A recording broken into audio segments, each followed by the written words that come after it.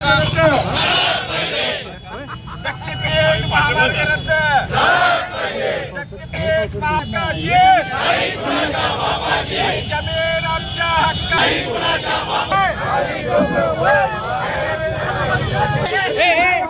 काही बाजूला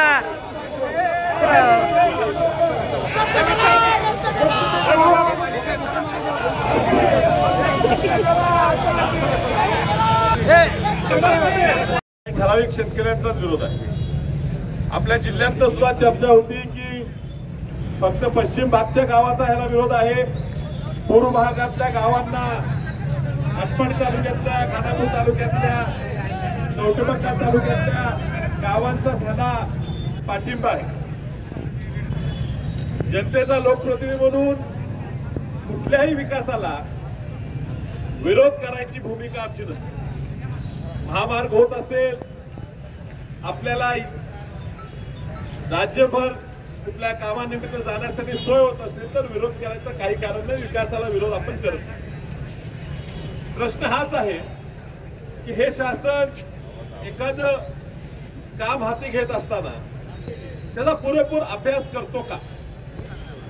हा शक्तीपीठ महामार्ग हा नदीकाठच्या गावातनं जाणार आहे, जी गावं पाण्याने पुरात बाधित झाली होती। तो पुरातनं वाचण्यासाठी वर्ल्ड बँकेतनं 3200 कोटीचा आपण कर्ज घेतोय, ते सुद्धा खर्च करून पूर थांबेल का माहित नाही। मात्र त्या ठिकाणी हा नवीन मार्ग त्या पुराच्या पट्ट्यातनं नेऊन एक नवीन बंधारा तयार करतोय आणि त्याच्यामुळे पुन्हा पुराचा धोका वाढू शकतो का, ह्याचा अभ्यास केलाय का?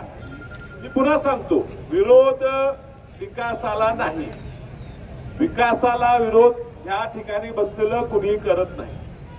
माझी जमीन जाते, मला दुःख आहे, मला पाहिजे तो मोबदला मिळत नाही, हा दुःख आहेच। पण ज्या वेळा माझी जमीन जाते त्यामुळे त्या वेळी जे होणार आहे त्या होणाऱ्या कामातनं राज्याचा फायदा व्हावा, देशाचा फायदा व्हावा, हे तरी कोणी दाखवून द्यावं। ह्या मार्गामुळे आमची चांगली पिकाऊ कोट्यवधी रुपयाची जमीन कवडी मोल भावात शासनाला दिल्यावर जो मार्ग निर्माण होणार आहे त्या मार्गाने पुन्हा आमच्या शेजाराची राहिलेली जमीन जर पुरात बुडणार असेल तर आम्ही हे बलिदान का द्यावं? ही शेतकऱ्याची भावना काय चुकीची नाही। ह्या शक्तीपीठ मार्गाचा ह्या पुरासंबंधित काय अभ्यास असेल तो मंत्रिमंडळाने किंवा त्यांच्या अधिकाऱ्यांनी समोरून आम्हाला दाखवावा, शेतकऱ्यांना दाखवावा। शेतकऱ्यांची मागणी आहे की रस्ता आहे, ह्या रस्त्याला टोल लागलेला आहे, तुम्ही नवीन पण टोलच लावणार। या टोलचा कॉन्ट्रॅक्टर पळून जायला लागला, त्याला पैसे मिळणार, जेवढा टेंडर भरलं ते पैसे भरून येणार। म्हणजे ह्याच रस्त्यावर जेवढी ट्रॅफिक अपेक्षित धरली होती ती ट्रॅफिक सुद्धा ह्या रस्त्याला होत। पण दुसरा पण हा आता जो रस्ता आहे रत्नागिरी नागपूर रस्ता, त्याच्या पॅरलल नवीन रस्ता होतोय।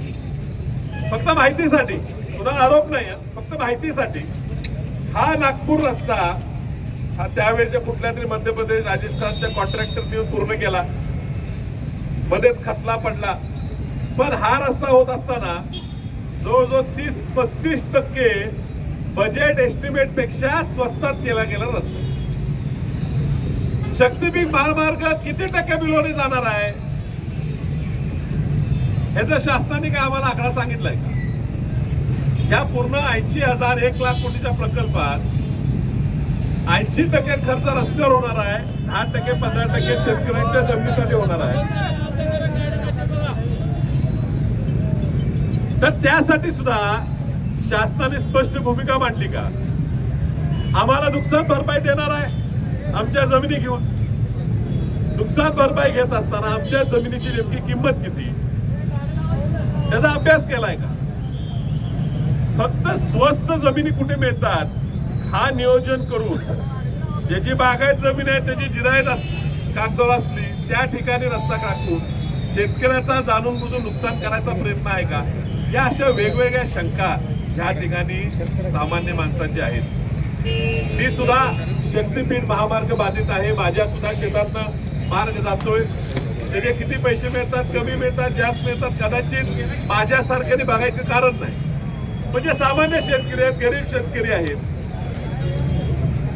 त्याची जमीन जात असताना त्यांनी पुढचा आपला उदरनिर्वाह कसा करायचा हे शासनाने विचार केलाय का, असे बरेच प्रश्न असल्यामुळे या आंदोलनाला पाठिंबा देण्यासाठी आम्ही इथे उपस्थित राहिलेलो आहे। मला ह्याची पण जाणीव आहे की सांगली जिल्ह्यात 8 विधानसभेचे आमदार आहेत, 2 खासदार आहेत, विधान परिषदेजवळ 3-4 विधान परिषदेचे आमदार आहेत, आणि तरी मी इथे एकटाच आलोय याची सुद्धा मला जाणीव आहे।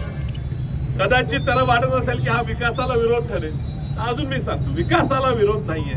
विकास करत असताना ज्यांच्या जमिनीवरनं तुम्हाला हे प्रकल्प करायचा आहे त्यांना विश्वासात न घेता, त्यांच्याशी चर्चा न करता, रेटून जर शासनाला वाटत असेल आपण काहीतरी करू, तर शेतकऱ्यांच्या न्याय हक्कासाठी त्यांच्यावर उभं राहणं हे माझं त्यांचं लोकप्रतिनिधी म्हणून कर्तव्य आहे, आणि ते मी पूर्णपणे पाळतो। त्याला शासनाला असाही विनंती करतो, बळजबरीनं मोजणी करण्यापेक्षा तातडीनं गाव वाईज शेतकऱ्यांची, हे मग आम्हालाही 100% माहित नाही, जवळजवळ 7,000 खातेदार ह्या जिल्ह्यात बाधित आहेत। मला अंदाज आकडा सांगतो, त्याचे कुटुंब संख्या काढली तर जवळजवळ 2,000 कुटुंब त्या ठिकाणी बाधित। जर मोठ्या संख्येनं सगळ्यांची तयारी असेल तर 10 आणि 15% लोकांचाच विरोध आहे असं शासनाचं म्हणणं असेल, खरं असेल तर आपण सगळ्यांनी पण समजुतीची भूमिका कुठेतरी घ्यायला लागणार, आपल्या नुकसान भरपाई वाढवून द्या एवढं मागणी करणार।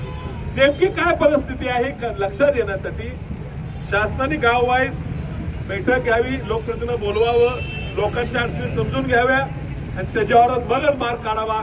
तोपर्यंत कुठलाही बळजबरीचा मार्ग स्वीकारू नये ही सरकारला विनंती करतो, आणि तुमच्या या